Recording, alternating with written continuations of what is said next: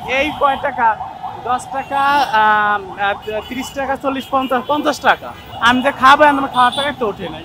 আর দাম যদি বেশি হয় তাহলে মানে কালেকশন বেশি হয় না। আমরা কি ধান্দা করি? আমরা কিছু ধান্দা করি, আমরা শুধু সাহায্য চাই। এরকম ধান্দা নাকি? কারণ মানুষ আমাদের দিতে চায় না এখন।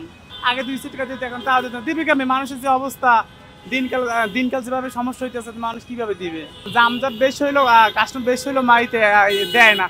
যদি গাড়ি কম হয় আমাদের ২০০ টাকা মানুষের দেয়, কিন্তু গাড়ি বেশি হলে আমাদের দিতে চায় না।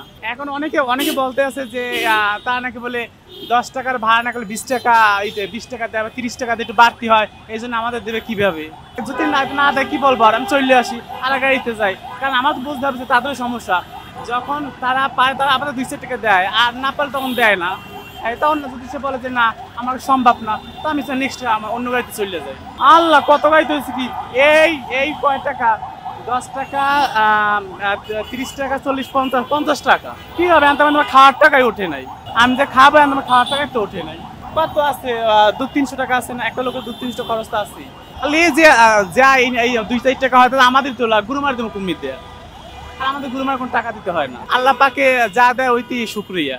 আর দাম যদি বেশি হয় তাহলে মানে কালেকশন বেশি হয় না। বাপ মায়ের তো দিতে হয়, কারণ বাপ মায়ের তো করতে হবে। তাদের জন্য পৃথিবীর মুখ দেখছি, তাদেরই করতে হবে না? এর আগের বার আমরা আটজনকে ধরছিলাম।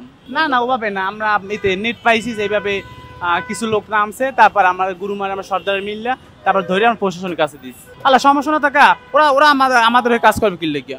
ওরা ছেলে তো আমাদের হয়ে কাজ করবে কি লেগিয়া? আমরা কি ধান্দা করি? আমরা কিছু ধান্দা করি, আমরা শুধু সাহায্য চাই।